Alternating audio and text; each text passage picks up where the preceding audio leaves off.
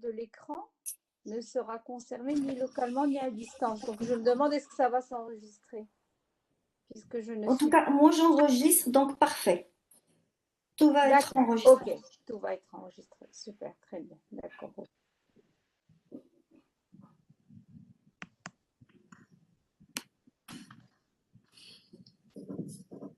Ok, donc on revient sur les slides. Là, vous voyez mes slides? Mais c'est en miniature, si tu veux l'agrandir.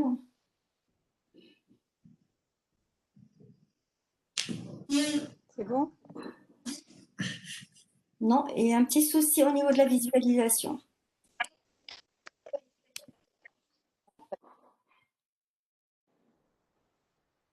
Bien, donc la dernière fois, je disais qu'on avait commencé à parler de l'introduction générale du compilateur, en tout cas du système de compilation.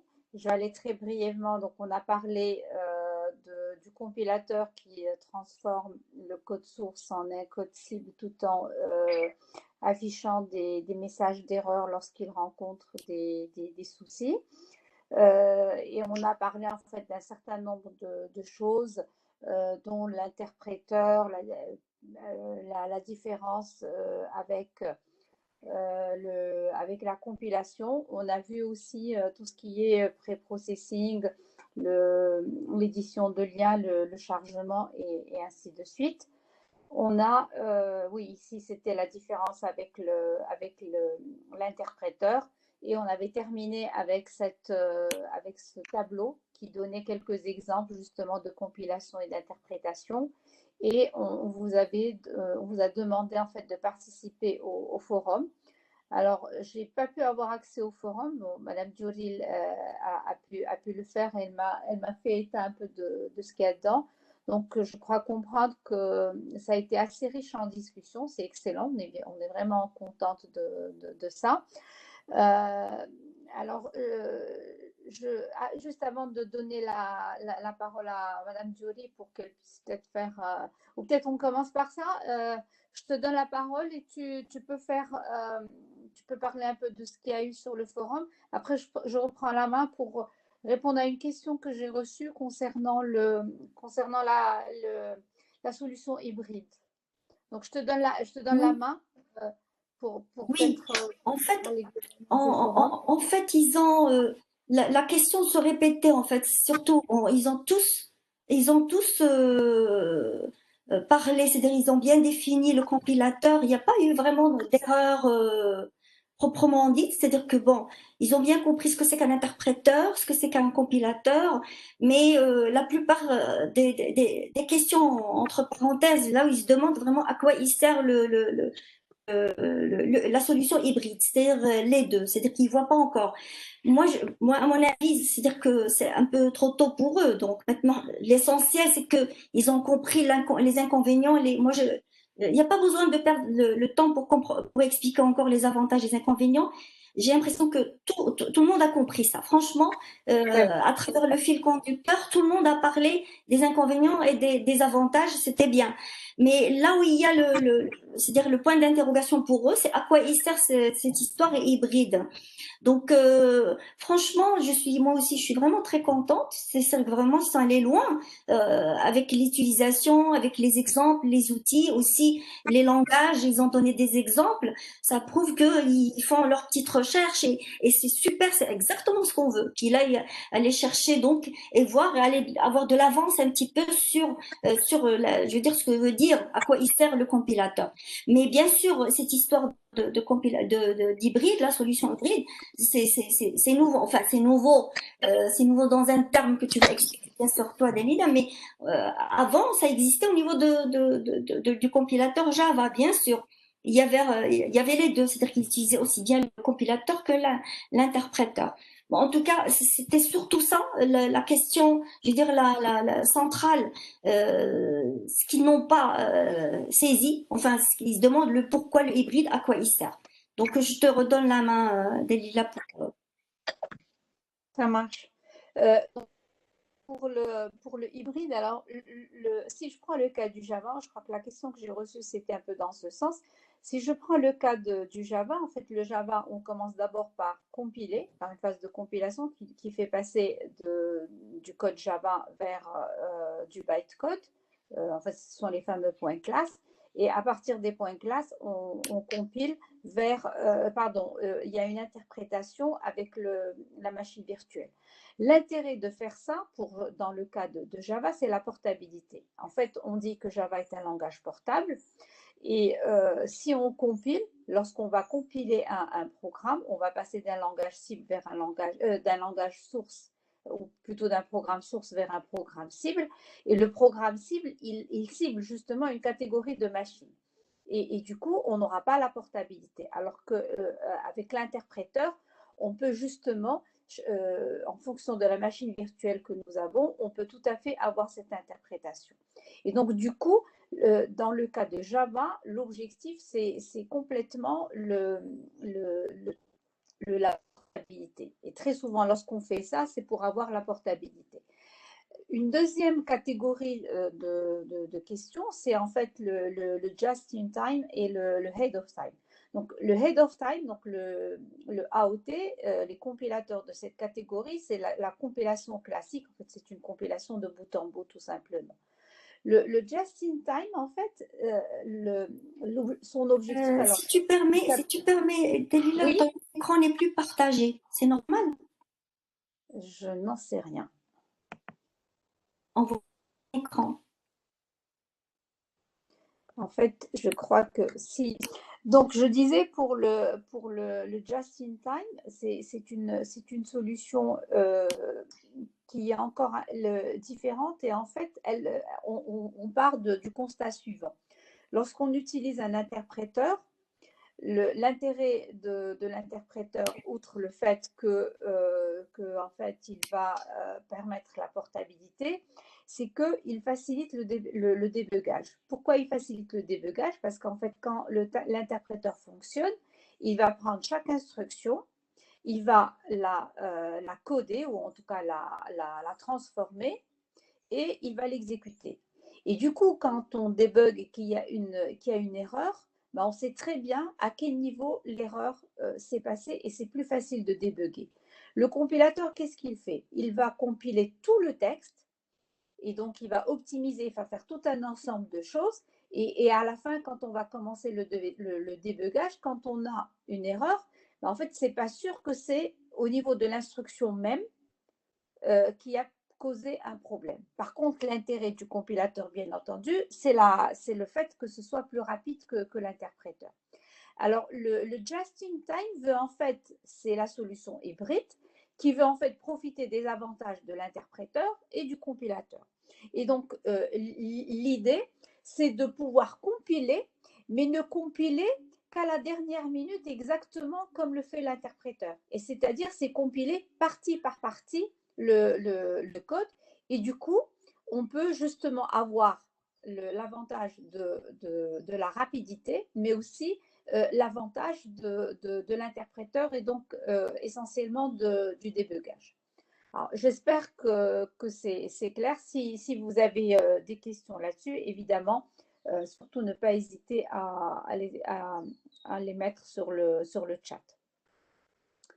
Bien, alors on va peut-être à partir de là continuer et donc on se pose la question sur la qualité d'un compilateur. Qu'est-ce qu'on veut que notre compilateur réalise?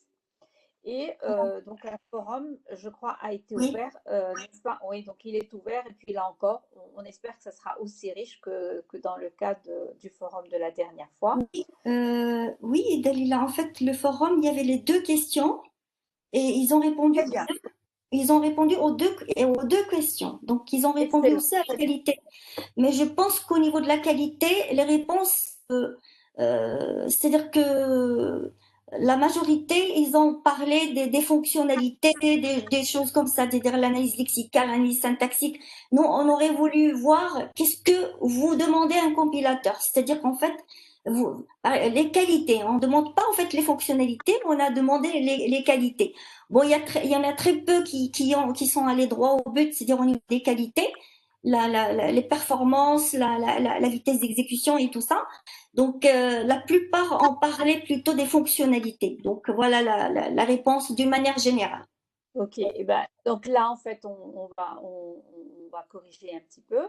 Donc, la première qualité qu'on demande à un compilateur, ben, déjà qu'il soit correct, qu'il n'y ait pas de bug, euh, que le code qui est généré soit non seulement correct, mais qu'il corresponde exactement à ce que le programmeur a voulu écrire. C'est-à-dire, l'idée, c'est pas que le programmeur a voulu résoudre une équation du second degré et puis de l'autre côté, il se retrouve avec une résolution d'autre chose. Donc, il faut qu'il y ait une équivalence entre le code à l'entrée et le code à la sortie. Le code machine qui est généré doit être suffisamment optimisé pour qu'il ne consomme pas trop de temps au niveau de l'exécution. Alors surtout si le programmeur a fait des efforts pour optimiser son programme, il veut bien que cette optimisation ne soit pas perdue en cours de route et garder cette performance. Alors, il y a un autre point qui est très important. Je pense qu'on en a tous un jour ou l'autre souffert. On trouve toujours que le compilateur est trop lent, même quand il est rapide. Et donc, pour nous, c'est du temps perdu. Et on souhaite que le compilateur soit le plus performant possible et donc qu'il s'exécute le plus rapidement possible. Comme ça, on perd moins en tout cas, on a l'impression qu'on perd moins de temps. Alors, le compilateur doit être portable, il doit être modulaire. En fait, ça, ce sont toutes les qualités génie logiciel, puisque le compilateur n'est rien d'autre que du software. Donc là, c'est toutes les qualités d'un bon software. Et la dernière qualité qu'on demande au compilateur, ben, en fait, c'est de faire un bon diagnostic pour les erreurs et de fournir des messages d'erreur appropriés. Alors, ce que j'aimerais bien préciser ici, ce sont des qualités, mais ça ne veut pas dire que tout ça est toujours possible. Je crois que pour les messages d'erreur, on sait très bien que parfois, le message d'erreur qu'on nous dit, par exemple, point virgule expected, alors que ce n'est pas du tout ça, c'est en fait une variable qui n'a pas été déclarée, mais qui a été mal diagnostiquée. Donc les messages d'erreur ne sont pas toujours parfaits, alors on en parlera. Et de toutes les manières, ce n'est pas la fonction primaire d'un compilateur, c'est une fonction secondaire plutôt. Bien, alors après avoir parcouru ces qualités, là, on voudrait prendre un exemple sur le processus de compilation. Donc, d'après ce qu'on dit depuis le début, un compilateur, ben, en fait, il transforme un texte en entrée, un programme en entrée vers un programme en sortie. Classiquement, un compilateur va transformer un programme écrit en un langage de programmation vers un langage compréhensible par la machine. Alors, c'est le langage machine.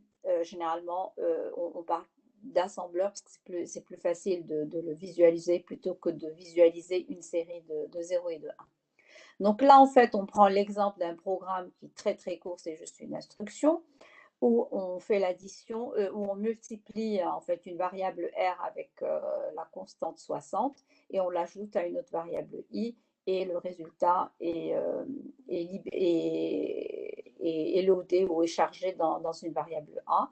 Donc là, on suppose qu'on a une machine à deux adresses, une machine à registre à deux adresses. Donc on commence par en fait charger le contenu de la variable R dans le registre 2. Ensuite, on multiplie le registre 2 par la valeur 60. Alors, R, ici, vous voyez qu'on a move F pour float, c'est-à-dire qu'on suppose que R est un réel. Pour que la multiplication puisse avoir lieu, il faut convertir le 60 en une constante réelle. Et ensuite, on charge le contenu de la variable i dans le registre R1. On additionne R2 à R1 et on suppose que le résultat est mis dans R1. Et donc R1 après est vidé dans la variable A. Maintenant, la question qu'on se pose, c'est comment est-ce qu'on passe du premier bloc vers le deuxième bloc. Et avant de parler concrètement de ce qu'on fait dans la compilation, en fait, ceci peut être vu comme une traduction et la traduction, c'est un processus que nous avons l'habitude de faire dans les langages naturels. Alors, par exemple, ici, j'ai pris cet exemple de Book is available et donc à l'autre bout, on a le livre est disponible. Et ce que j'aimerais qu'on discute maintenant ensemble, c'est justement euh, quel est le process que l'on utilise pour pouvoir faire cette traduction. Alors, ce que je vais faire, c'est que je vais changer de partage. Et donc, je veux cette fois partager un écran.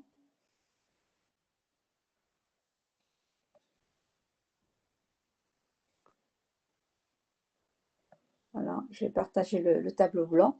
Donc ici, je vais tout simplement supposer que j'ai la phrase la belle porte le voile. Si je prends cette phrase-là, alors la première idée qu'on peut avoir, c'est de traduire ceci mot à mot. Alors si on traduit ceci mot à mot, ben, en fait, je peux avoir, alors vous excuserez mon écriture, de Beautiful Door, de Scarf. Et en fait, on voit bien que ici, la traduction est complètement fausse. Si en fait la belle porte peut être effectivement traduite par The Beautiful Door, si le voile peut être traduit par The Scarf, la phrase n'a pas du tout le même sens. Donc en fait, on a fait une traduction mot à mot. Et le fait de faire une traduction mot à mot ne rend pas visible en tout cas, ne donne pas la bonne compréhension. Donc, normalement, lorsqu'on fait une traduction, on commence d'abord par lire le premier texte, on le comprend, et pour le comprendre, on est obligé de faire une analyse de la première phrase et donc de dire que, en fait, peut-être que la belle porte, c'est un sujet, que voile, c'est un verbe, et que le, c'est un COD. Et à partir de là, en fait, tout simplement, cette traduction n'est plus correcte, mais on va dire la bonne traduction, ça serait de Beautiful Door, Veiled. Alors, donc en fait, ce qui m'intéresse ici, c'est de dire que la première partie du traitement, c'est en fait de visualiser, ou en tout cas d'identifier chaque mot. Alors, je crois que on en avait déjà parlé la dernière fois, quelqu'un parlait déjà de ça. Et par la suite, en fait, de faire la structure syntaxique de cette phrase. Et à partir en fait de là, je peux tout simplement créer un arbre où je vais avoir ici le sujet, le COD et le verbe. Et donc, dans le sujet, ce serait le groupe sujet, la belle porte. Le COD, ça serait le, et le verbe, ça serait voile. Et automatiquement, dès que j'ai cette structure-là, je comprends mieux le texte et donc la traduction peut se faire, en tout cas plus facilement et de manière plus correcte. Et du coup, donc, dans ce qu'on est en train de dire là, la première phase consiste à déterminer ou à isoler les différents mots. Ensuite, à déterminer la structure syntaxique. Ensuite, à voir si cette structure syntaxique a un sens. Est-ce que, effectivement, quand on lit la belle porte le voile, donc on comprend qu'il y a une porte qui a l'air d'être belle et qui voile ou qui cache quelque chose qui serait peut-être derrière et qu'on souhaiterait visualiser. Et du coup, le texte a l'air d'être cohérent. Et puisque le texte est cohérent, en fait, on peut tout à fait le traduire et on peut commencer à générer la phrase en anglais correspondante. Et on peut faire un premier niveau de traduction. et si en fait le style, on ne l'apprécie pas, ben, on peut toujours faire une deuxième analyse, ou en tout cas une deuxième écriture pour améliorer le style. Donc en fait, je voulais vous montrer ceci au partage des slides, pardon, au partage des slides classiques. Alors, je vais revenir au partage. Donc, je vais partager mon écran et je vais revenir.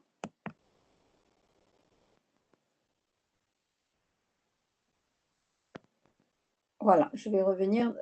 Vous visualisez mon écran, c'est bon? Encore.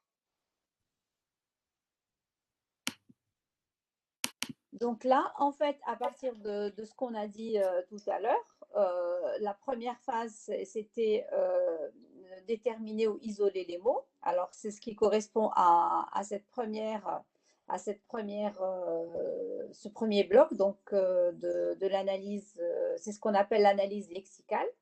Alors, l'analyse lexicale, en fait, il génère un ensemble de mots. La terminologie de la compilation, on appelle ça des lexèmes. Alors, dans la littérature, vous trouverez analyse lexicale ou scanner. Ce sont des synonymes. Donc, vous trouvez exactement les deux termes sans problème. C'est exactement des synonymes. Donc, par rapport à la phrase de tout à l'heure, ici, on aurait eu la, puis belle, et puis porte, et ainsi de suite. Ensuite, on passe par la deuxième phase, comme on a vu tout à l'heure, c'est l'analyse syntaxique, appelée également parseur. Et c'est là où vous avez vu que j'avais créé l'arbre. Et donc, en fait, on a une structure arborescente qui décrit la structure syntaxique du texte. Ensuite, on passe par l'analyse sémantique. Alors, notez bien le mot attribut que vous voyez ici. On l'expliquera dans l'exemple qui va venir juste après. Donc, l'idée, c'est tout à l'heure, quand on a fait l'analyse syntaxique de la phrase, j'avais dit, on regarde si tout ceci est cohérent, si effectivement on peut avoir une porte qui voile ou qui cache quelque chose. Donc, ça, la phrase avait un sens. Il y avait une cohérence dans la phrase. Et donc, ici, dans l'analyse sémantique, c'est la même chose. On va vérifier si ce qui est dit est cohérent. Par exemple, tout à l'heure, vous avez vu dans l'exemple où on disait qu'on va multiplier la variable R avec la constante 60. La variable R était une variable réelle, 60 était une constante entière, et donc sémantiquement, ça n'avait pas de sens. Et du coup, on a transformé la variable, la constante 60 en une constante réelle pour que ça ait un sens. Donc la structure, l'analyse sémantique va traiter cet aspect de est-ce que tout ceci a un sens, est-ce que tout ceci peut être exécuté ou pas. À partir de là, on génère du code intermédiaire. Donc c'est une séquence de code intermédiaire qui en fait est très facile à obtenir, on le verra dans nos exemples après. En fait, le code intermédiaire, c'est une simple lecture de l'arbre, c'est un simple parcours de l'arbre. Par la suite, en fait, on passe par une optimisation du code. L'optimisation du code, rappelez-vous, le lundi, on a parlé de choses comme variable liveness, comme le calcul des expressions, comme un certain nombre de choses de ce style, où justement, en fait, on peut améliorer le code brut qui a été généré pour pouvoir avoir, ou en tout cas pour pouvoir atteindre une des qualités demandées au compilateur, c'est que le code généré puisse être un code qui s'exécute rapidement et donc dont la performance soit bonne. Et on finit bien entendu par une séquence du code final et c'est celui-ci qui sera préchargé, puis avec l'édition de liens et tout le process dont on a parlé la dernière fois. Alors, on va passer maintenant à un exemple qui illustre tout ceci. Alors, cet exemple a été pris de cette source-là, donc vous pouvez tout à fait aller consulter la source si vous le souhaitez. Maintenant, j'ai ici donc mon exemple. Le premier bloc, ou la première phase plutôt, c'est l'analyse lexicale. Alors, l'analyse lexicale, il reçoit le programme en entrée. Et je rappelle ce qui a été dit tout à l'heure, c'est-à-dire qu'on prend le texte et on le découpe en mots, en lexèmes. Alors, dans la littérature, vous pouvez trouver lexème, vous pouvez aussi trouver le mot token, et vous pouvez aussi trouver le mot unité lexicale. Ce sont trois mots, et en fait, vous pouvez peut-être même en trouver d'autres. Ce sont les trois maintenant qui me viennent à l'esprit. Alors, ici, on concrétise l'exemple. Et donc, vous avez ici, par exemple, en entrée, on a 234 que multiplie par parenthèse ouvrante 11 plus moins 22 parenthèse fermante. Donc, que va faire l'analyseur lexical? Il doit isoler les mots. Et en isolant les mots, il va trouver que 234, c'est une constante numérique, que multiplier, c'est l'opérateur de multiplication, parenthèse ouvrante, 11 et ainsi de suite. Et les lexèmes ou les tokens qu'il va générer, en fait, la première, lorsqu'on est vous vous rappelez tout à l'heure quand j'ai créé mon arbre syntaxique, avant de mettre l'instance par rapport à ma phrase, j'ai commencé par mettre sujet, COD et verbe. Donc, en fait, c'est une catégorie, c'est une classe. Et après, derrière verbe, j'ai mis voile. Ici, on a 234. La valeur, c'est 234, mais en fait, 234 appartient à une catégorie de constantes numériques que ici, on représente avec num. Donc ici, la première chose qui nous intéresse, c'est que c'est num.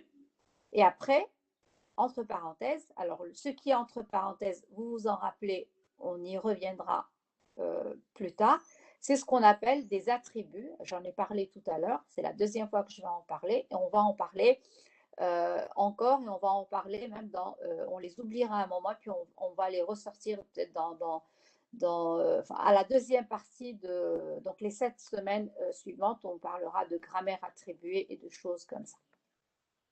Ensuite, on a la multiplication. Donc, la multiplication, c'est un lexème tout simplement pour dire que c'est un opérateur de multiplication. Et là, en fait, on n'a pas besoin d'attribut parce qu'on n'a pas besoin d'une valeur, d'une autre valeur. Lorsqu'on dit un opérateur de multiplication, ben, c'est complètement défini, on n'a besoin de rien. La même chose pour l'opérateur parenthèse ouvrante ou left parenthèse. Ensuite, j'ai la constante numérique avec l'attribut 11, l'opérateur d'addition, la constante numérique de valeur moins 22 et la parenthèse fermante ou la parenthèse de droite. Un exemple ici d'erreur possible, c'est que je pourrais écrire 18.23. Et donc là, normalement, l'analyseur lexical devrait me dire ça, c'est une erreur, ça ne correspond pas du tout à une constante numérique. Ça en a l'air, mais ça ne correspond pas, c'est mal écrit. Et value aussi est une erreur parce qu'il y a un dièse à l'intérieur qui n'est pas permis pour l'écriture des identificateurs. Donc ici, les erreurs qui peuvent être ici détectées, ce sont des erreurs au niveau, on appelle ça au niveau local ou au niveau du lexème. Alors, une fois qu'on a cette série de tokens ou de lexèmes ou d'unités lexicales, on passe ensuite à l'analyse syntaxique. Et donc, l'idée, c'est de créer l'arbre syntaxique tel qu'on l'a vu tout à l'heure. Et ici, c'est ce qu'on voit dans la sortie. Si on prend toujours notre phrase, alors vous avez vu que là, on n'a pas représenté la valeur des attributs, le 234, le 11 et le moins 22, on les voit plus, ça n'a pas d'importance à ce niveau-là. Et donc, on voit bien que ici, on a représenté l'expression de manière syntaxique. Alors, c'est des choses sur lesquelles on reviendra plus tard, mais j'aimerais attirer votre attention ici que l'arbre, la manière avec laquelle elle a été construite, si on veut calculer cette expression, ben en fait, on va commencer par l'addition, donc le num plus num, Et ensuite, le résultat va être multiplié par le num qui était écrit en fait en premier. Ça, c'est quelque chose qui vous parle très bien. C'est tout simplement la question de priorité. Et on y reviendra là aussi plus tard pour dire comment en fait on fait pour respecter cette...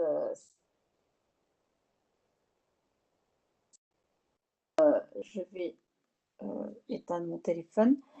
Alors ici, les exemples d'erreurs, ben, en fait, on a beaucoup plus d'erreurs qu'au niveau lexical, puisque ici, on peut traiter on peut traiter en fait les erreurs au niveau plus global. Tout à l'heure, je disais que c'était des erreurs au niveau local, au niveau du mot, et là, ce sont des erreurs au niveau Lila, on n'a plus l'écran.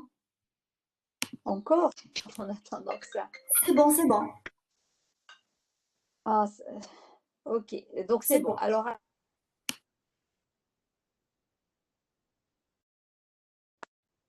excusez-moi 2 secondes.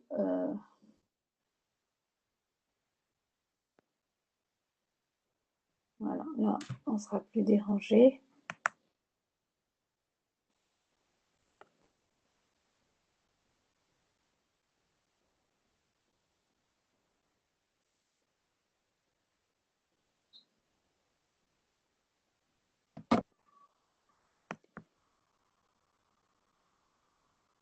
Écran? Oui, oui, on le voit. Ah, on le super. voit. Très bien, super. Donc, je disais qu'avec l'arbre, on a vu l'arbre syntaxique. Donc, une fois que l'arbre syntaxique est généré, on va passer par la phase, sémantique.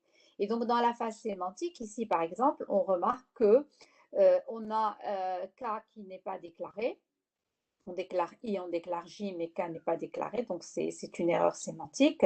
On voit que ici, par exemple, la variable X, on l'utilise alors qu'elle n'a pas été initialisée auparavant. On l'utilise à droite d'une instruction d'affectation alors qu'elle n'a pas été initialisée. La variable N n'a pas été déclarée.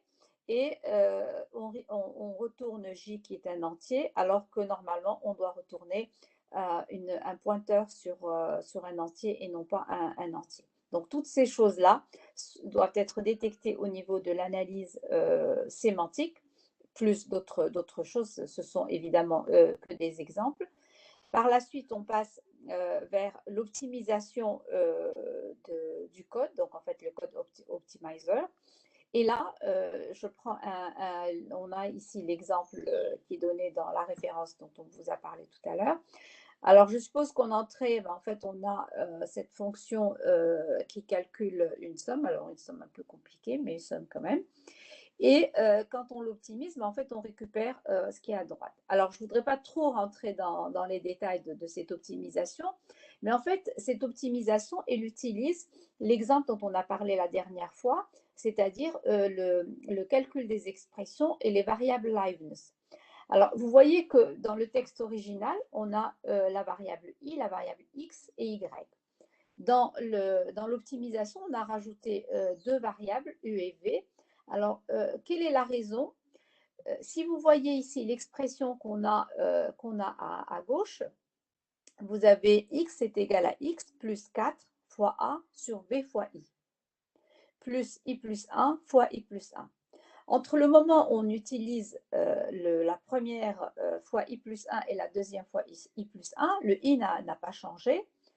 Et donc, on le calcule, on fait cette incrémentation à 2 reprises.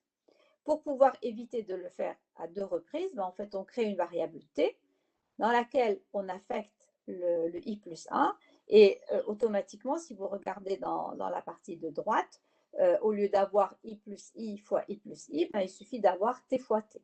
Et là, on gagne au niveau du calcul, c'est-à-dire au lieu de calculer 2 fois i plus 1, en fait, on calcule une seule fois i plus 1. La deuxième optimisation, en fait, concerne le v. Alors, on introduit une variable a, on introduit une variable u. Cette variable u, qu'est-ce qu'elle fait? En fait, elle multiplie a par 4, elle le divise par b. Puisque a et b ne changent pas de valeur, ça ne sert à rien de le recalculer à chaque itération. Dans la colonne de gauche, le 4 fois A sur B est calculé à chaque itération. Donc là, on le calcule en une fois. Et en plus, au lieu de faire une multiplication par 4, on fait un décalage 2 fois. Vous savez très bien que lorsqu'on fait un décalage lorsqu'on décale de 1, ce décalage correspond à une multiplication par 2. Si on décale 2 fois, c'est par 4. Si on décale par 3, c'est 8 et ainsi de suite. Et donc, on a cette variable U qui représente le 4 fois A sur B. Mais en fait, dans le texte original, ce 4 fois A plus B, divisé par B est multiplié par I. Et I, elle a initialement la valeur 0, puis 1, puis 2, puis 3, puisque le I, c'est l'indice au niveau de la boucle. Et du coup, ici, on introduit une variable V, donc on a X est égal à X, plus V, plus T fois T. Et le V, initialement, il est égal à 0, puisque lorsque I est égal à 0, 4 fois A sur B fois I est égal à 0. Et lorsque I est égal à 1, 4 fois A sur B plus fois I est égal à 1. Donc, en fait, à ce moment-là, le V va prendre la valeur de U. Et la fois d'après, en fait, on rajoutera le V. Et à chaque itération, en fait, on ajoute la valeur de I. Et le fait d'ajouter I revient à faire la multiplication par I. Et donc, vous avez ici quelque chose de beaucoup plus optimisé et qui va s'exécuter de manière beaucoup plus rapide que ce qu'on a tout à fait au niveau de la colonne de gauche. Alors, j'espère que c'est clair. Si ce n'est pas clair, n'hésitez pas à poser des questions là-dessus. Ensuite, en fait, on a… Il y a une question, oui, sur le chat oui. de Ahmed. Okay. C'est quoi je ne sais pas si tu le vois sur le chat, il dit que c'est quoi U égale A inférieur à 2. Alors ça, c'est un décalage, ce que je disais tout à l'heure. Voilà. C'est une notation pour montrer le décalage, c'est-à-dire, comme je disais tout à l'heure, lorsque vous multipliez une valeur par 2 au niveau de la machine, ça revient tout simplement à faire un décalage. Les bits, en fait, vous décalez les bits et vous récupérez tout simplement la multiplication par 2. Si vous faites un décalage de 2 bits, vous avez la multiplication par 4. Si vous faites le décalage par 3 bits, vous avez la multiplication par 8. En fait, c'est 2 à la puissance i. Et le fait d'écrire A inférieur à 2, ça signifie tout simplement qu'on fait un décalage de 2 de la variable i, de la variable a, pardon, parce qu'il s'agit en fait d'une multiplication par 4. C'est clair?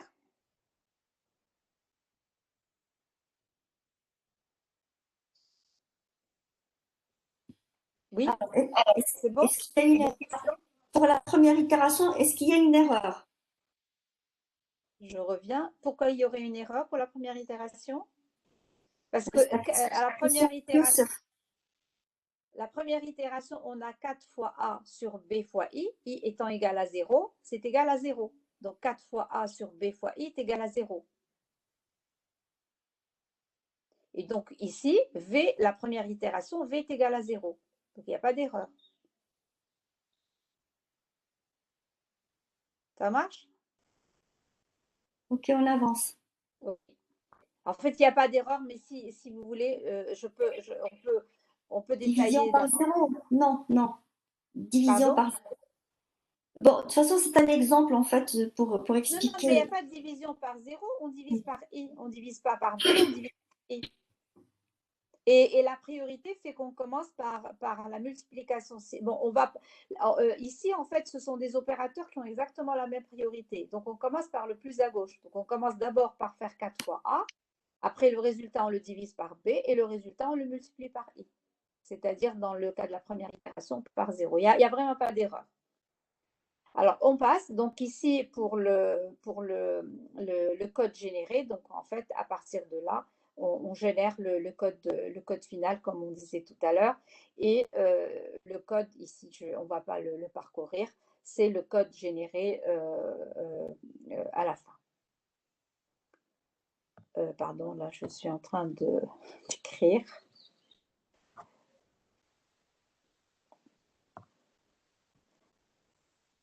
Alors, pourquoi est-ce qu'il revient en arrière? Ah non, il ne revient pas en arrière, donc pardon. Alors, je reviens sur ma structure de compilateur, c'est celle qu'on a donnée tout à l'heure. Et je rajoute donc juste une remarque très importante. Alors, l'exemple tel qu'on l'a vu, on a vu que d'abord, on prend tout le programme et on va lui faire l'analyse lexicale. Ensuite, on démarre l'analyse syntaxique. Ensuite, on démarre l'analyse sémantique et ainsi de suite.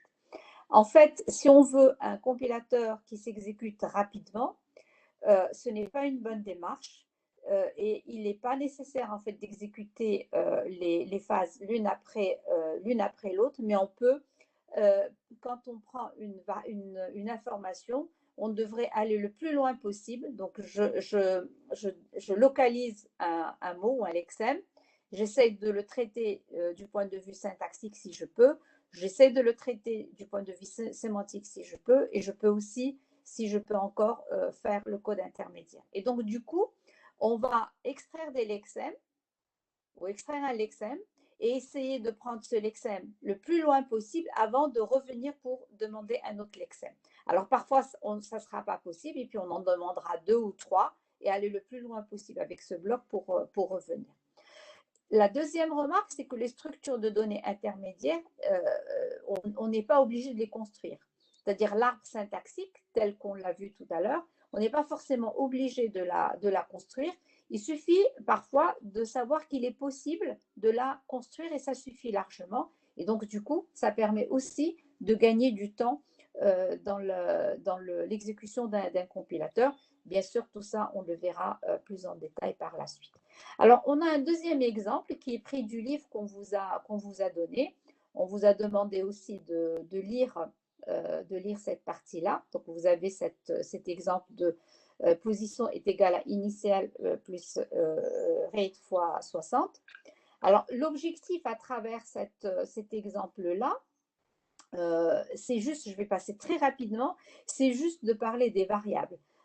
Tout à l'heure, dans l'exemple qu'on a vu, il n'y avait pas d'identificateur, il y avait uniquement des constantes numériques. Donc, en fait, là, je voudrais juste, de manière très rapide, voir cet exemple-là et traiter le cas des variables. Alors, dans le cas de ceci, je vais avoir le position est égal à initial plus rate fois 60. Et position, c'est un identificateur de variable, donc c'est une classe. Et ce que va faire l'analyseur lexical, en fait, il va dire que c'est un identificateur. Il fera la même chose pour initial et il fera la même chose pour rate. Seulement, beaucoup plus tard dans le processus de compilation, nous allons avoir besoin de savoir à quoi correspond cet identificateur. C'est-à-dire, à un moment donné, il va bien falloir calculer, il faut qu'on prenne des valeurs de initial, prenne la valeur de rate, et donc il faut que je sache quelle est la variable qui est représentée ici. Alors, pour les variables, on va utiliser aussi des attributs. Le petit 1, petit 2 et petit 3, ce sont des attributs. Ce sont des attributs qui en fait, sont des index dans cette table des symboles. Donc, on crée une table des symboles. Le nom table de symboles peut induire en erreur. En fait, dans cette table des symboles, on met essentiellement, et je dis bien essentiellement parce qu'on détaillera plus tard autre chose, on met essentiellement les identificateurs qu'on rencontre. Et donc ici, je vais avoir ID1, donc ici à l'index 1, je vais avoir les informations qui représentent le premier identificateur, et donc je vais avoir le lexème position, après initial, après rate. Alors, ce qu'il faut savoir, c'est que cette table, elle va être très utile parce que ici, à ce niveau-là, on a juste mis l'identificateur de chaque variable, mais plus tard, on va mettre leur type, on va mettre leur adresse mémoire et on va mettre toutes les informations qui les concernent. La différence essentielle entre les constantes numériques et les identificateurs, les constantes numériques, on n'a besoin que d'une valeur. Donc, un attribut simple suffit. Pour les identificateurs, on a besoin de beaucoup plus d'informations, puisqu'on a besoin du nom du lexème, en fait, de l'identifiant lui-même, du type, de l'adresse dans laquelle ça a été mis, plus d'autres informations que nous allons voir plus tard. Et donc, du coup, La table, c'est une table. Alors, on aura d'autres champs. Ici, on a juste 2 champs par ligne. On aura d'autres champs et on va pouvoir les compléter plus tard. Donc, ça, c'était la première chose que je souhaitais vous montrer à travers cet exemple. Après, on a l'arbre. Alors, la deuxième chose que sur laquelle j'aimerais insister à travers cet exemple, c'est par rapport à l'analyse sémantique. Et donc, tout à l'heure, vous vous rappelez, on avait supposé que les identificateurs étaient des réels, alors que 60 était une constante entière. Et donc, l'analyse sémantique va transformer le 60 donc, dans la table. On va, par rapport à la table, pardon, par rapport à l'arbre de tout à l'heure, on va rajouter une conversion qui va nous convertir le 60 en réel pour que la multiplication puisse avoir lieu. Ensuite, en fait, on va pouvoir générer du code. Alors, tout à l'heure, j'avais dit que la génération du code, c'était quelque chose de très simple, c'était uniquement un parcours de l'arbre. Et là, en fait, c'est mon deuxième objectif à travers cet exemple-là, c'est de montrer que c'est très simple. En fait, c'est un simple parcours de l'arbre. Donc, la première ligne, c'est temp 1 est égal à la conversion de 60. Ça correspond tout à fait, pardon, j'ai été trop vite, je reviens en arrière.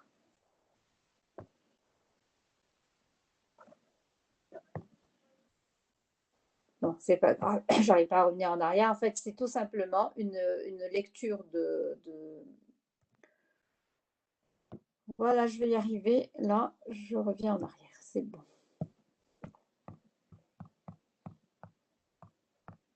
Donc, en fait, la première ligne correspond à la dernière branche de l'arbre. La deuxième ligne du code généré, c'est id fois temp 1 qui reçoit en fait le 60 en réel. Ensuite, id2 plus le résultat. Et au final, c'est temp 3 qu'on vide dans l'arbre. Et en fait, ici, on n'a pas besoin de faire un cours de compilation. Votre cours de structure de données de l'année dernière suffit largement pour voir comment, en fait, on génère du code.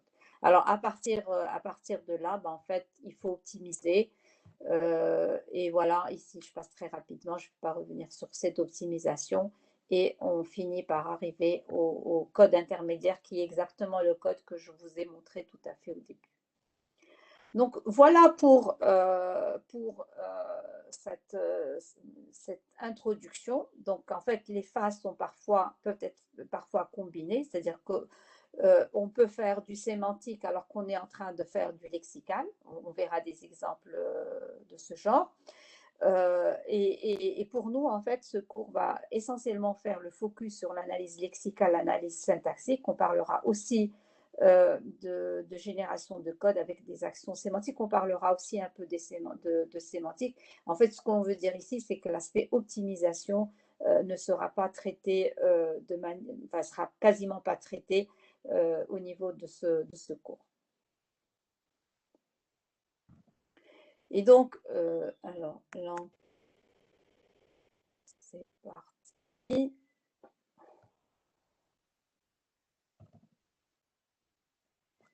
Alors, de temps en temps, j'ai des petits soucis, je ne sais pas pourquoi d'ailleurs.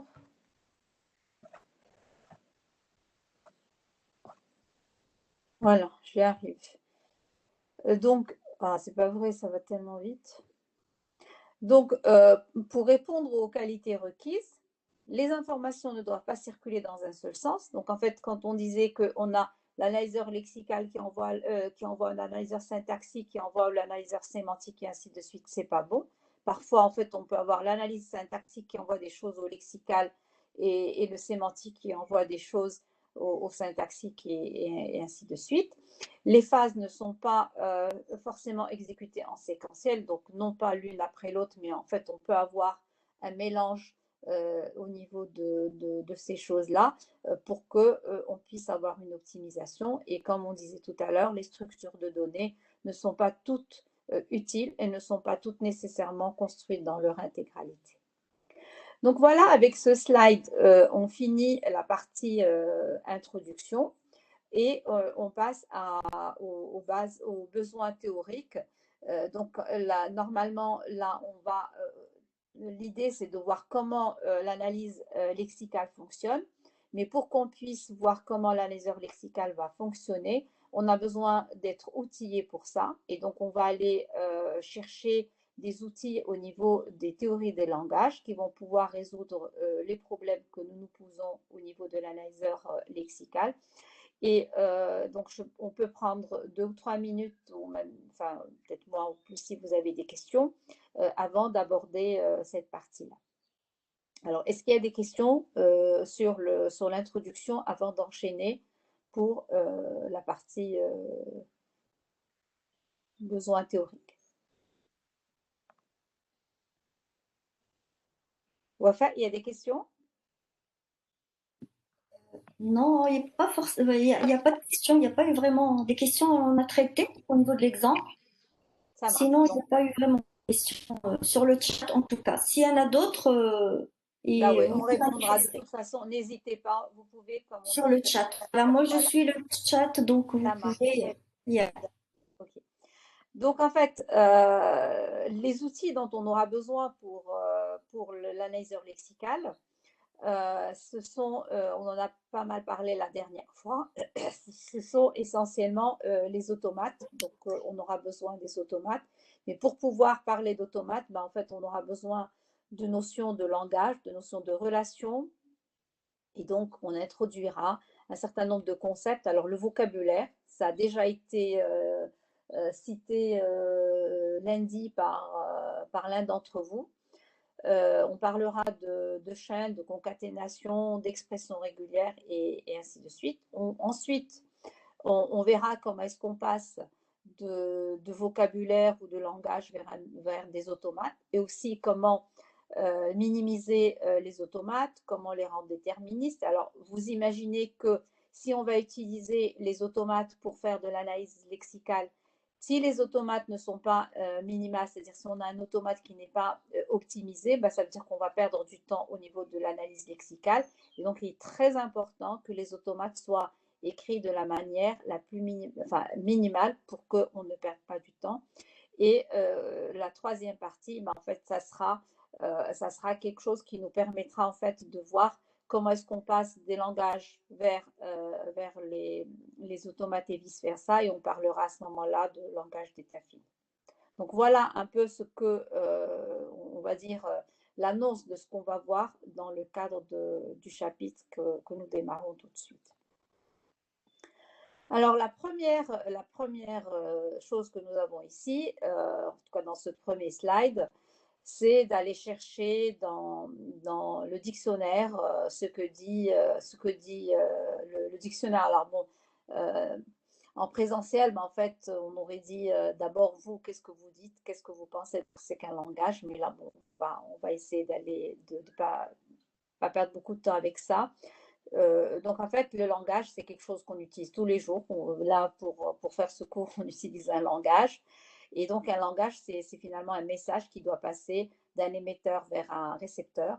Et donc il y a des langages qui sont formalisés, comme les langages naturels. Il y a aussi les langages de programmation, il y a le code de la route, c'est un langage. Je crois que la dernière fois, Mme Jolie parlait du système d'immatriculation des voitures, c'est aussi un langage. Donc en fait, les langages, il y en a beaucoup, le langage des fleurs. Alors je pense que quand on a été ado, je ne sais pas si c'est votre génération, mais en tout cas la nôtre, c'était un peu le cas. Quand on était ado, quand on voulait écrire des choses, donc on codait un peu les choses pour pouvoir faire des messages. On s'amusait en fait à faire des messages qui ne pouvaient pas être compris par tout le monde, et donc on pouvait créer des langages à nous. Alors, donc en fait là, c'est toujours la définition de Larousse. Alors, ce qui m'intéresse, là, j'aimerais m'arrêter juste sur la dernière ligne, qui dit que c'est un ensemble de caractères, de symboles et de règles qui permettent de les assembler et utiliser pour donner des instructions alors je sais pas, il y a quelque chose mais en tout cas à un utilisateur, enfin à une personne ou à une machine, ou ce qu'on veut. Donc ici, l'idée c'est que un langage, c'est des caractères, c'est des symboles, mais aussi des règles. Les règles qui permettent justement de combiner les caractères entre eux pour former des mots. Alors, par exemple, si je prends un identificateur, tout à l'heure, on avait dit que value, on lui avait ajouté le dièse au milieu. Et donc, en fait, si on a dit que c'était une erreur, c'est parce qu'il y a une règle qui dit que le symbole dièse ne peut pas faire partie de la manière avec laquelle on exprime un identificateur. Et donc, la notion de règle ici est très importante, vous la gardez, on en reparlera un peu plus tard. Alors, qu'est-ce que c'est qu'un vocabulaire? En fait, un vocabulaire, alors dans la littérature, le mot vocabulaire et le mot alphabet veulent dire exactement la même chose. C'est tout simplement un ensemble fini d'éléments. Alors, le mot fini, c'est très important. Et donc, par exemple, ici, je peux prendre carré, triangle, maisonnette, l'alphabet arabe. En fait, on peut prendre ce qu'on veut comme symbole, comme lettre, comme caractère pour créer un vocabulaire. Dièse V, c'est une notation pour exprimer le cardinal de V. Et dans le cas où GV est égal à maisonnette, triangle et rectangle, ben son cardinal est égal à 3 puisqu'on a 3 symboles. Ça, c'est deux choses qui sont très... C'est des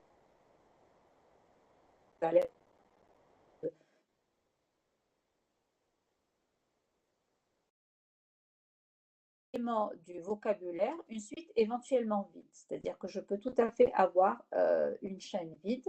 Alors, dans la terminologie, si vous êtes en train de regarder des documents, ben en fait, vous pouvez trouver chaîne, mot ou phrase qui veut dire exactement la même chose. Alors, par exemple, si j'ai le vocabulaire AB, je peux dire que ABA, c'est un mot, c'est une phrase ou c'est une chaîne sur le vocabulaire AB. Alors, j'aimerais vraiment insister sur quelque chose. Si vous ne précisez pas le vocabulaire, la chaîne n'a pas de sens. Si vous dites alpha, bêta, gamma, ceci ne peut pas être considéré comme une chaîne si auparavant vous n'avez pas précisé le vocabulaire que vous utilisez. Il est très important de préciser le vocabulaire avant de parler de chaîne.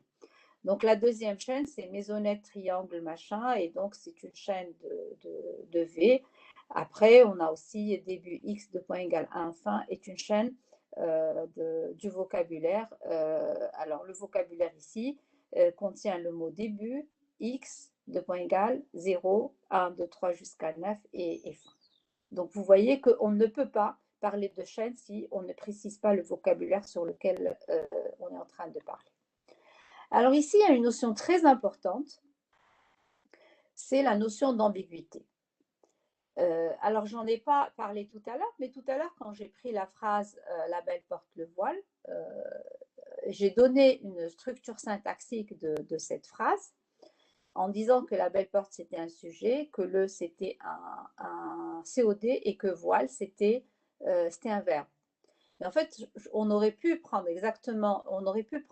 une autre structure syntaxique en disant que porte, c'est le verbe porter, la belle, c'est le sujet, et le voile, c'est le COD. Donc, c'est le mot voile et qui serait le COD. Les langues naturelles, ce sont en fait des langues qui sont ambiguës. On a des phrases, on a des textes qu'on peut comprendre de différentes manières. Et si la comparaison entre les textes naturels, tout à l'heure dans mon exemple, j'ai peut-être oublié de faire cette remarque qui est très importante, et donc j'en profite maintenant pour la faire, c'est que quand on parle des langages naturels, j'ai dit qu'on pouvait utiliser le même process que la compilation, mais en fait la comparaison s'arrête exactement là où je me suis arrêtée parce qu'on ne peut pas aller plus loin vu que les langages naturels sont ambigus. Donc, les compilateurs ne sont pas faits, la technique de compilation n'est pas du tout faite, en tout cas de bout en bout, n'est pas du tout faite pour pouvoir faire la traduction en langage naturel. On a besoin de beaucoup plus de choses pour ça. Ça ne fait pas l'objet de ce cours-là, on ne va pas rentrer là-dedans, parce que sinon on va entrer en intelligence artificielle et des choses un peu plus complexes. Donc, je reviens ici à l'ambiguïté. Si j'ai un vocabulaire dans lequel j'ai deux symboles, le symbole A et le symbole AA. Si j'écris la chaîne AAA, ben en fait, je ne sais pas, est-ce que c'est A suivi de AA ou est-ce que c'est AA suivi de A. Donc, attention à l'ambiguïté. L'ambiguïté, c'est quelque chose qui n'est pas du tout prise en charge par les compilateurs. Et on verra d'ailleurs par la suite que lorsqu'on aura des choses qui sont ambiguës, comment transformer quand c'est possible, ce n'est pas toujours possible, mais dans la mesure du possible, comment transformer des choses ambiguës en des choses non ambiguës. Donc ça, c'est une remarque importante. Faites très attention quand vous définissez vos vocabulaires à ce qu'il n'y ait pas de choses ambiguës comme ça. Alors, par rapport à la notation, on a parlé de chaîne vide. Donc, la chaîne vide, c'est tout simplement epsilon. V, c'est le vocabulaire et on note par V, v exposant 0 le singleton chaîne vide. V1, c'est V, c'est tout simplement le singleton, c'est le vocabulaire lui-même. Donc, si V est égal au singleton A, ben V1 est égal à A. Si V est égal à AB, ben V1 est égal à AB. Et en fait, Vn, c'est l'ensemble de chaînes sur V qui ont la longueur n. Par exemple, V2, si je prends AB comme vocabulaire, V2 serait AA, BB, AB et BA. V étoile, c'est en fait l'union, cette fois, de toutes les longueurs. On va de la chaîne vide, donc c'est V0, union V1, union V2 et ainsi de suite. Donc, je vais avoir epsilon en V0. On prend toujours le vocabulaire A. Donc, j'ai V0, c'est égal à toujours le mot vide. V1, c'est A. V2, c'est AA. V3, c'est AAA et ainsi de suite. Et on note aussi, lorsqu'on veut utiliser, en tout cas supprimer la chaîne vide, ben, en fait, tout simplement, on le note V+. Donc là, je crois que ce sont des notations, vous êtes familier avec ce type de notation parce que c'est complètement inspiré de la théorie des ensembles. Alors, on continue justement, et c'est toujours inspiré de choses que vous connaissez déjà. Alors, la longueur d'une chaîne, ben, en fait, on la note entre barres et c'est tout simplement le nombre de caractères qu'il y a dans la chaîne. Dans l'exemple qu'on a ici, on en a 4. Alors, il y a aussi la notion de sous-chaîne, la notion de préfixe et de suffixe. Alors là, c'est peut-être pas la théorie des ensembles, mais plutôt la grammaire des langues naturelles. Donc, en fait, si vous avez une chaîne U, et si vous avez W qui est égal à X, U et Y, en fait, U serait un préfixe si X est vide, et U serait un suffixe si Y est vide. Et en fait, si rien n'est vide là-dedans, ben, tout simplement, X serait le préfixe de W et Y serait le suffixe de W. Alors, les opérations que l'on peut faire sur les chaînes, ben, les concaténations, on peut concaténer des chaînes. Donc, j'aurai X concaténé à Y qu'on note avec le point ou Y concaténé avec X. Et on a la propriété d'associativité. Là encore, c'est la théorie des ensembles, c'est des choses qui sont simples pour vous. Si je concatène X avec Y et Z qui sont déjà concaténés, ben, ça revient au même que si je commence par concaténer X, Y et après je les concatène avec Z. Et puis, on a toujours cet élément neutre qui est la chaîne vide. Donc, X concaténé avec la chaîne vide ou la chaîne vide concaténée avec X, c'est égal à X. Donc ça, je disais, c'est très simple pour vous. Ça relève de la théorie des ensembles. Alors maintenant, on passe à la définition d'un langage. Alors, c'est quoi un langage? Alors, un langage, exactement comme une chaîne, est toujours décrit sur un vocabulaire. Donc, dès que vous entendez langage, il faut aller chercher le vocabulaire qui va avec. S'il n'y a pas de vocabulaire, il y a un souci, il y a une erreur. Donc, un langage, c'est un vocabulaire qui est en fait un sous-ensemble de V étoile. Rappelez-vous que V étoile, c'est epsilon c'est epsilon, union V, union V1, union V2, union V3 et ainsi de suite, et ça va jusqu'à l'infini. Et donc, ça veut dire automatiquement qu'un langage peut être fini, mais un langage, il peut être infini. Alors, un vocabulaire est toujours fini, un langage, il n'est pas forcément fini. Donc, par exemple, si j'ai un vocabulaire avec 0 et 1, un langage, c'est un langage que je choisis, c'est en fait l'ensemble de tous les mots de V étoile qui se terminent par 1. Alors, un langage est dit infini si, quelle que soit la valeur n, la valeur entière n, je trouverai toujours un mot du langage dont la longueur, la longueur est supérieure à ce n. Alors, est-ce que LG est fini ou infini? Est-ce que vous pouvez répondre sur le chat? Enfin, je ne sais pas si tu veux préciser quelque chose. Non, non, vraiment, c'est bon. C'est bon, j'ai rien oublié. Peut-être juste faire une Oui, analogie avec les langues naturelles comme l'arabe, comme le français. Les vocabulaires, on les connaît. Le vocabulaire de la langue arabe, c'est les 28 lettres de l'alphabet. Et le vocabulaire de la langue française, c'est les 26 ou 27 lettres En fait, c'est ça, hein. Pour tout langage, il y a quand même un vocabulaire derrière. C'est juste pour faire une analogie avec les langues naturelles. Donc, voilà. C'est tout, hein. C'est juste pour faire cette petite parenthèse. Tout simple. Est-ce qu'il y a des réponses sur est-ce que LG est Oui, oui, fini? oui, oui. Ils disent tous, ils disent infini. Ah bah super, c'est très bien. Donc on me suit. Ils sont super. Vraiment, ça cartonne sur le chat. C'est Ah, vraiment. bah écoutez, franchement, c'est pas évident cette histoire d'en ligne, donc merci, merci de la rendre Il nous agréable. facilite les choses. Tabakallah alaykoum, c'est très bien. Alors, maintenant, on passe aux opérations sur les langages. Donc ici, je suppose qu'on a L, L1 et L2. Ce sont des langages sur un vocabulaire. Et alors, comme je disais tout à l'heure, ça, c'est des choses vraiment que vous comprenez qui sont très faciles pour vous. Ça vient de la théorie des ensembles encore. Donc, on peut tout à fait obtenir de nouveaux langages avec l'union de deux autres, avec l'intersection, avec la différence et avec la complémentarité. Je ne pense pas que ce soit utile que je mette trop de temps là-dessus. Je crois que c'est clair. Si vous avez des questions, n'hésitez pas à les poser sur les chats. Ce sont des choses simples pour vous. On peut bien sûr concaténer deux langages. Alors, la concaténation de deux langages, ça veut dire qu'en fait, on prend des mots de X qu'on concatène avec des mots de Y. Alors, évidemment, L2 et L1, L2 n'a rien à voir avec L2, L1, puisqu'à ce moment-là, on va mettre les choses dans le sens inverse. Alors, exactement comme on l'a vu pour les vocabulaires, en fait, on a la même chose avec les langages. On note L0 comme étant le langage composé uniquement du mot vide, donc de la chaîne vide. Et attention, un langage vide, ce n'est pas un langage qui contient le mot vide. Le langage vide, il est vraiment vide, il n'y a rien dedans.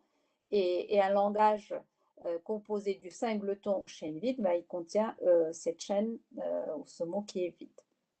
Et de la même manière que ce qu'on a vu tout à l'heure, en fait, on peut noter L1, L2 et puis Ln, c'est la concaténation n fois des mots du vocabulaire, des mots du langage L.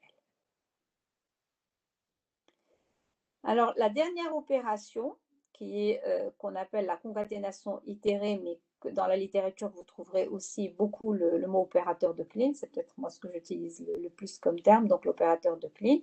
En fait, ça ressemble tout à fait à l'étoile de tout à l'heure. Donc, on a L étoile, c'est l'union des Ln, n étant positif, positif ou nul, c'est-à-dire qu'on a aussi le vide dedans. Et le L+, c'est exactement la même chose que tout à l'heure, c'est-à-dire tout simplement, c'est L étoile auquel on a enlevé le mot vide. Alors, par abus de langage, parfois, on note le singleton A étoile comme étant A étoile et le mot vide comme étant le singleton vide. Donc, parfois, on omet de mettre les parenthèses. Alors, maintenant, une fois qu'on a introduit cette notion de langage, maintenant, on veut passer à la formalisation. Donc là, on a vu un langage. D'abord, quand on parle de langage, on a un vocabulaire et puis on a une règle qui définit le langage sur le vocabulaire. Maintenant, la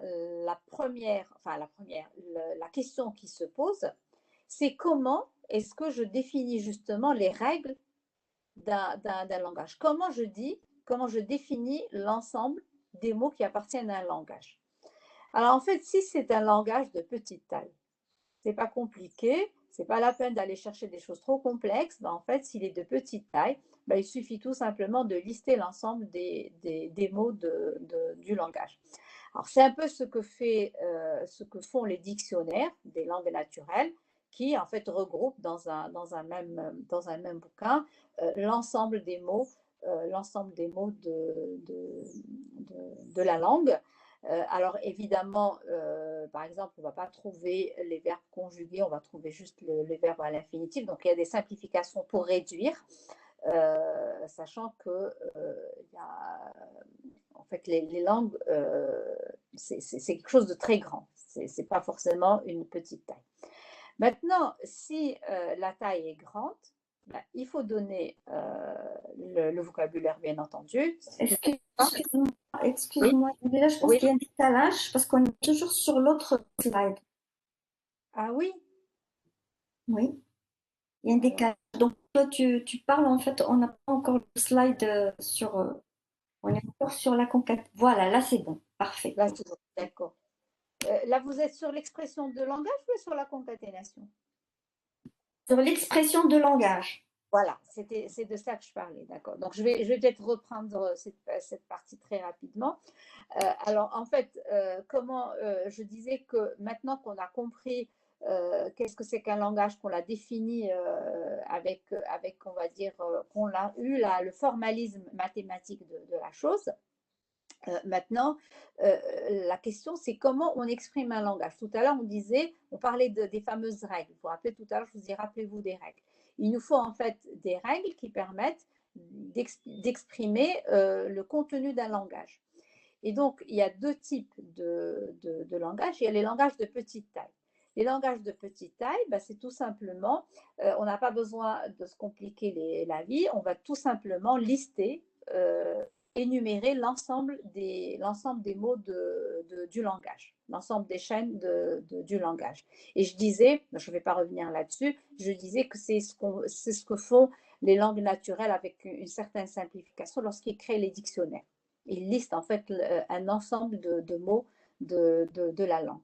Maintenant, si le langage est de grande taille, voire s'il est infini, s'il est de grande taille, bon, on peut être paresseux et ne pas vouloir tout lister, mais s'il est infini, même avec toute la bonne volonté du monde, il est impossible de lister ou d'énumérer l'ensemble des mots du langage. Et donc à ce moment-là, bah, ça veut dire qu'il faut donner le vocabulaire, bien entendu, mais qu'on ne peut pas énumérer, et donc il faut trouver autre chose. Il faut trouver un formalisme qui permette d'exprimer le langage sans avoir à énumérer l'ensemble des mots. Et là, en fait, on introduit la notion de formalisme. Alors, parfois, on parle de formalisme de description des langages. On parle également de système de réécriture. Alors, l'idée du mot réécriture vient du fait qu'en fait, on passe d'un formalisme vers un autre, ou d'une manière d'écrire le langage vers une autre manière d'écrire le langage, et c'est pour ça qu'on parle de réécriture. Alors, les réécritures qui existent, on a globalement les grammaires qu'on n'entamera pas les 7 premières semaines, mais qu'on entamera dans les 7 secondes semaines. Donc en fait la deuxième partie du semestre. Mais ce qui nous concerne maintenant, ce qu'on va voir maintenant très rapidement, ce sont les expressions régulières. Alors rappelez-vous que ce chapitre-là, il est là pour servir l'analyse lexicale. Donc on ne prend ici que les outils que l'on va utiliser pour l'analyse lexicale. Pour l'analyse lexicale, on n'a pas besoin d'aller très loin dans les grammaires, mais on se limitera au système d'expression régulière, et c'est ce qu'on va voir par la suite. Alors, la deuxième question, donc une fois qu'on a réglé le problème de comment formaliser, comment exprimer un langage, la deuxième question, c'est comment reconnaître qu'un mot appartient ou n'appartient pas au langage. Si je reviens à l'exemple de tout à l'heure, je peux supposer que j'ai un langage des identificateurs. Et tout à l'heure, quand on avait value avec le dièse au milieu, si l'analyse lexicale a exprimé que ceci était une erreur, c'est tout simplement parce que value avec dièse au milieu n'appartient pas à ce langage. Alors, quand on a un petit, là encore, un petit vocabulaire, pardon, un petit langage, une petite taille de langage, pardon, c'est pas très compliqué. Ben, en fait, il suffit de prendre le mot pour lequel on cherche l'appartenance et le comparer avec tous les mots du langage. S'il est égal à un des mots, donc il appartient. S'il est égal à aucun des mots, ben, ça veut dire tout simplement il n'appartient pas. Lorsque c'est quelque chose de très grand, ben, en fait, si on a une machine qui est très performante, pourquoi pas? On peut aussi y aller. Maintenant, quand c'est infini, c'est impossible. Et donc, généralement, ce n'est pas ce qu'on fait, mais on utilise des algorithmes de reconnaissance du langage. Autrement dit, on écrit des algorithmes.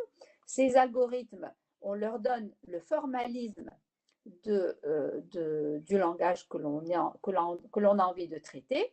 Et cet algorithme reçoit en entrée la chaîne que l'on veut tester et on récupère en sortie de cet algorithme, oui, cette chaîne appartient ou non, elle n'appartient pas au langage. Et ce sont des algorithmes de reconnaissance du langage qu'on va aussi traiter au sein du cours. Alors, j'arrive à l'expression régulière. Je ne sais pas si on a peut-être, c'est l'heure peut-être, non? C'est peut-être l'heure, on avait dit Non, qu'on on a s'arrête à encore, 11h. non, non, on a encore 7 ou 8 minutes. On a encore. Ok, ça marche. Alors, pour les expressions régulières, il y a une capsule, peut-être qu'on ne l'a pas encore partagée avec vous.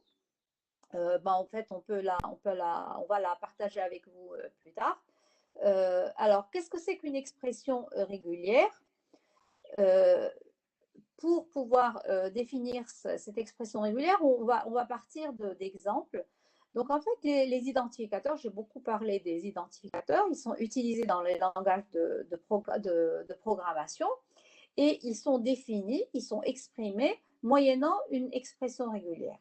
Alors, que sait-on sur les identificateurs et quelles opérations utilise-t-on pour construire les identificateurs? Alors, comme on a comme 6 ou 7 minutes attendre de retour. Mais les identificateurs, on a une règle qui permet de construire les identificateurs. Ben, en fait, c'est la règle qui dit qu'un identificateur, c'est toute chaîne de caractères alphanumériques dont le premier est forcément alphabétique. Le premier caractère forcément est alphabétique. Alors, pour certains langages de programmation, en plus des caractères alphanumériques, on peut rajouter quelques symboles comme le tiré du 8, le tiré du 6 et certains symboles du clavier. Alors, quelle opération utilise-t-on pour pouvoir définir les expressions régulières? Moi, ce que je voudrais dire avant, c'est que comme on parle ici d'identificateur, un identificateur, c'est un ensemble de chaînes. On est bien d'accord. Comme c'est un ensemble de chaînes, ces chaînes sont décrites sur un vocabulaire. Donc, lorsqu'on va parler d'identificateur, on parle d'un langage d'identificateur ou d'un ensemble de chaînes. Donc, la première chose, c'est d'exprimer le vocabulaire.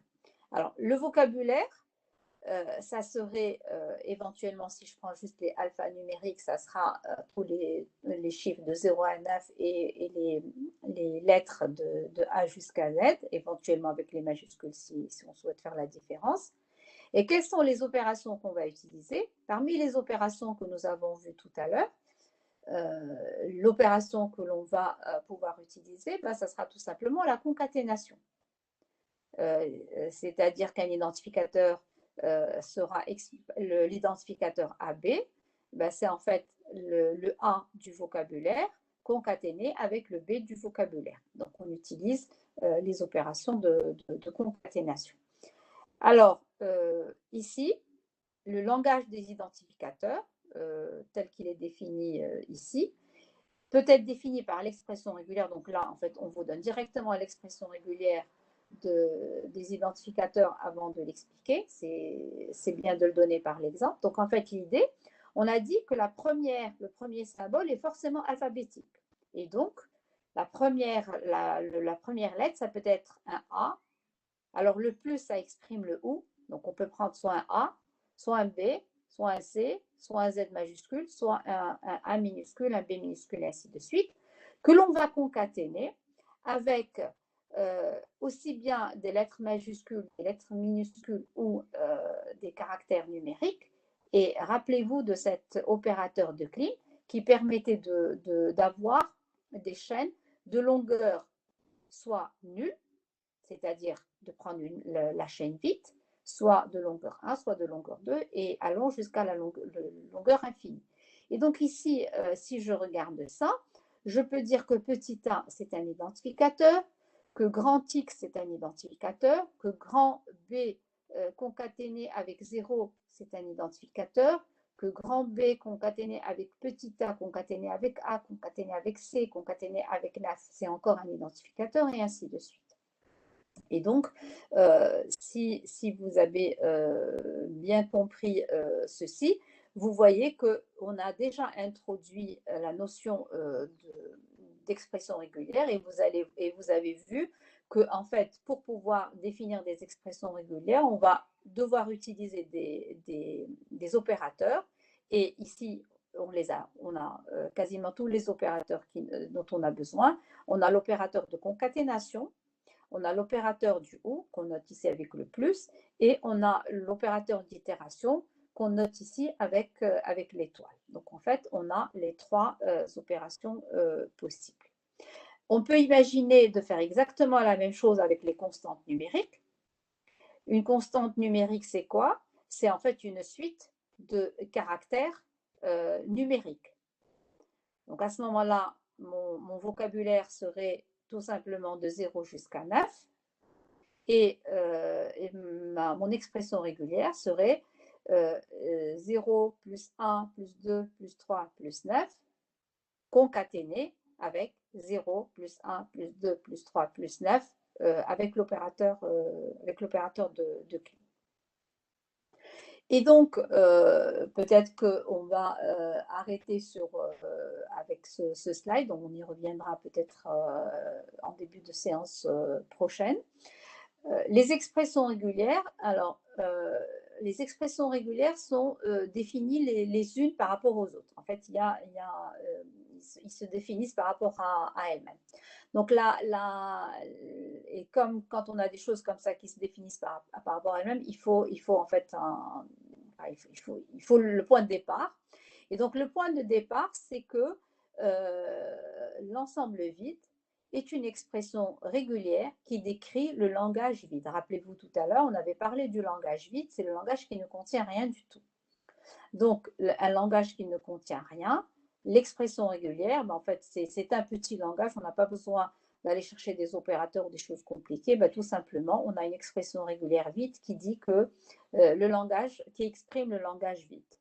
Lorsque le langage est composé d'un singleton, par exemple, quand c'est le singleton mot vide, ben en fait, le mot vide est une expression, enfin, c'est pas la peine que je dise le mot vide ici, ça n'a pas de sens de dire le mot. En fait, epsilon, c'est une expression régulière qui décrit le langage qui est composé du seul mot vide.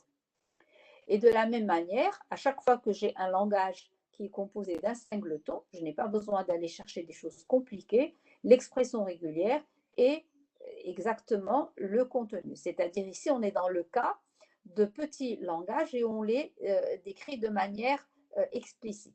Lorsque c'est vide ou lorsque c'est un singleton, ben en fait, il suffit de décrire par le mot lui-même. Maintenant, une fois qu'on passe à des langages de longueur plus grande que 1, à ce moment-là, ben en fait, c'est là où on commence à utiliser les opérateurs. Et donc, si j'ai petit r qui est une expression régulière qui décrit le langage R, et petit s qui est une expression régulière qui décrit le langage S, je peux tout à fait créer autant de langages que l'on veut et autant d'expressions régulières que l'on veut. Et donc, je vais avoir, si je veux avoir le langage R union S, rappelez-vous, tout à l'heure, on avait dit que sur les langages, on pouvait avoir ces opérateurs d'union, de concaténation et de clean. Donc, R union S est décrite par l'expression régulière R plus S. Alors, R plus S signifie R ou S.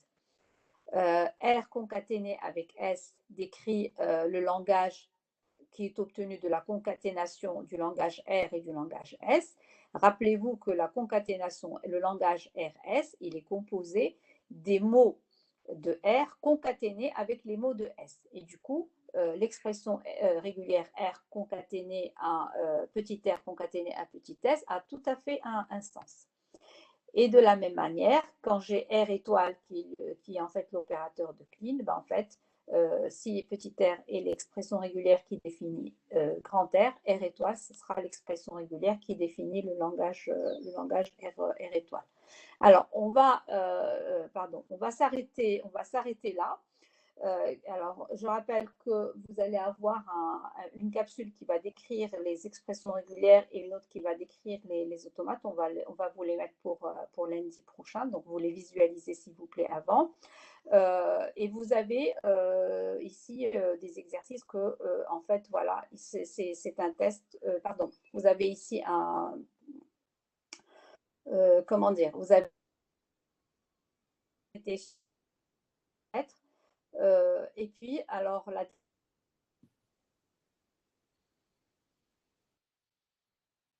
suite, alors c'est un test qui sera ouvert je crois, à midi et qui sera, donc vous allez avoir à peu près un quart d'heure et je pense que vous avez 5 minutes pour le faire, mais il ne sera ouvert que pendant un quart d'heure. Je laisse peut-être Madame Diori vous en parler davantage. Oui, en fait, le quiz d'aujourd'hui, bon, ça s'ouvre, je pense, à midi. Vous mettez sur vos modèles. Donc, je vais l'ouvrir tout de suite. Donc, il est ouvert à midi. Vous avez 5 minutes, en fait. C'est juste quelques questions pour répondre, vous cochez. Donc, c'est un quiz. Il n'y a pas beaucoup de choses à écrire. Donc, vous avez 5 minutes pour le faire pour aujourd'hui. C'est des questions, donc, vraiment sur tout ce qu'on a fait juste auparavant, peut-être même la dernière séance. Juste, pardon, Oui. juste alors c'est noté et surtout répondez pas au hasard parce qu'il y a des notes négatives. Ah oui, c'est noté. Tous les quiz sont notés, bien sûr. Et il y a des négatifs, c'est-à-dire une réponse fausse, elle vous donne une note négative. Donc ne répondez que si vous êtes sûr. Comme ça, vous ne vous retrouvez pas avec une note négative. Ben, je ne sais pas s'il y a des questions au niveau donc Bon, les expressions régulières, on va y revenir parce qu'il y a eu des questions sur le chat pour l'expression régulière. On va y revenir. De toute façon, là, c'était vraiment pour vous mettre un petit peu, ouvrir la psy, ce que c'est qu'une expression. Je ne sais pas si je prends 2-3 minutes pour Oui, bien sûr. donner des exemples. Alors là, je vais switcher sur mon tableau. Moi, j'ai un tableau Ok. Donc, tu peux arrêter le partage. Voilà. Je switcher sur mon tableau rapidement. Vous voyez bien mon tableau ou j'allume la lumière peut-être? C'est bon, pas ton tableau. Enfin, moi, je le vois en tout cas. Vous voyez mon tableau?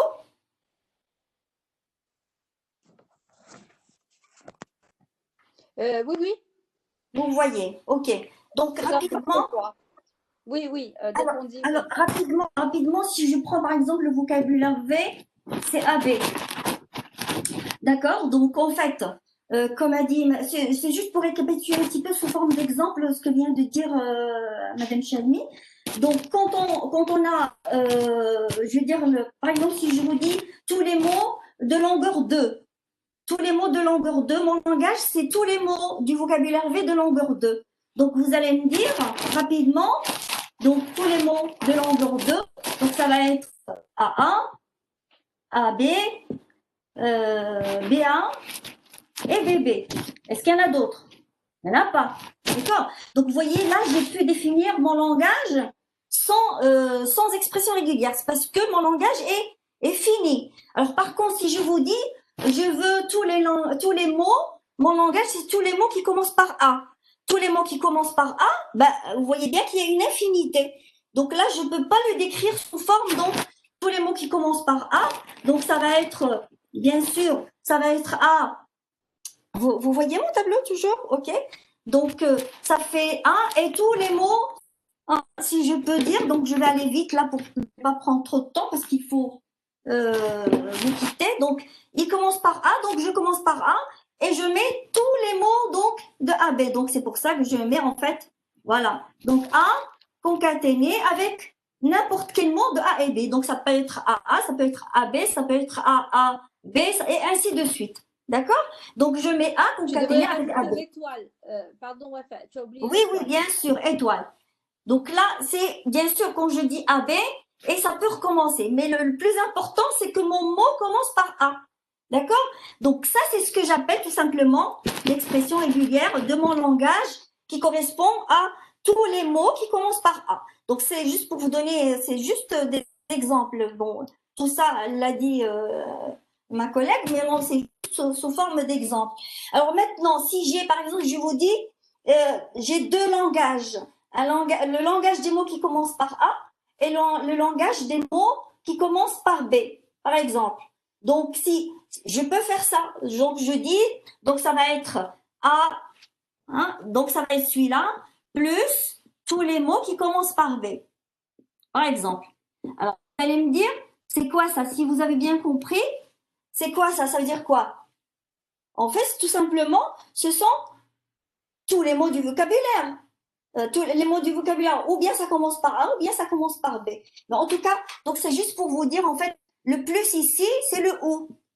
C'est-à-dire tous les mots qui commencent par A ou tous les mots qui commencent par B. Donc ça s'appelle le OU. Alors maintenant, si je vous dis et, tous les mots qui commencent par A, et commencent par B. C'est pas possible. Donc c'est le vide. OK?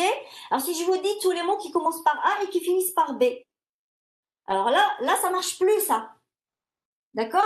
Il va falloir, bien sûr, rajouter, hein? Donc, ça va être A, concaténé avec AB. Donc, là, je vais effacer. Donc, concaténé, donc, tous les mots qui commencent par A, d'accord? Concaténé avec AB et qui se terminent aussi par B. D'accord? Donc, vous voyez ici, j'ai en fait mis, en fait, c'est le et qui commence par A et qui se termine par B. Donc là, j'ai utilisé le et.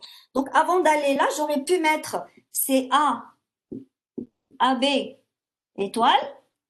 Et le et, c'est quoi? Ben, le et, c'est tout simplement, c'est le point. C'est la concaténation. Donc, le et, c'est la concaténation ici. Et AB, étoile, qui se termine par B. Donc, en fait, là, on est en train d'utiliser d'expressions régulières sans... Vous voyez qu'avec l'exercice, vous allez pouvoir utiliser l'expression régulière sans problème. D'accord? Donc, ça, ce sont des expressions régulières. On va voir comment on va les construire techniquement par la suite à travers le langage. En fait, c'était rapidement pour vous dire comment on peut... Alors, par exemple, ici, tous les mots qui commencent par... oui, tous les mots qui contiennent que A, par exemple, tous les A. D'ailleurs, il y a quelqu'un qui a répondu V égale A étoile, ça elle l'a dit Madame Chalmier. Donc en fait, tous les mots contenant A, tout simplement, et qui ne contiennent pas le B, bien sûr. Les mots constitués que de A. Donc c'est A étoile. Voilà, en fait, c'était juste rapidement pour ne pas trop prendre, parce qu'il reste 5 minutes pour qu'ils puissent faire leur quiz. Je ne sais pas s'il y a des... Voilà, et répond. Ils ont déjà donné les expressions régulières sur le site. Tout à fait, tout à fait. Alors, je voudrais juste faire une petite remarque. Je ne sais pas qui c'est tout à l'heure qui a dit que l'expression régulière A, AB étoile plus B, AB étoile, ça correspondait à V étoile. En fait, ça ne correspond pas à V étoile, ça correspond à V plus, parce que le mot vide n'appartient pas à ce langage. Ah oui, parce que bon, comme je n'ai pas regardé le chat, effectivement. Voilà, donc si vous avez des questions, n'hésitez pas sur le forum. Tout à fait, on répondra. Moi, je n'ai pas pu avoir accès la dernière fois, mais j'espère que cette fois, je vais y accéder. Inch'Allah, Inch'Allah. Voilà. Donc, on vous laisse parce que vous avez un quiz tout de suite. N'oubliez pas. Je vais l'ouvrir parce qu'il est encore fermé, donc vous me donnez le temps de l'ouvrir. Allez. Au revoir à tous. Merci Dalila, merci. Au revoir, merci Wafa. Au revoir. Au revoir, donc à lundi. Inch'Allah. Bon week-end, bonne fin de semaine.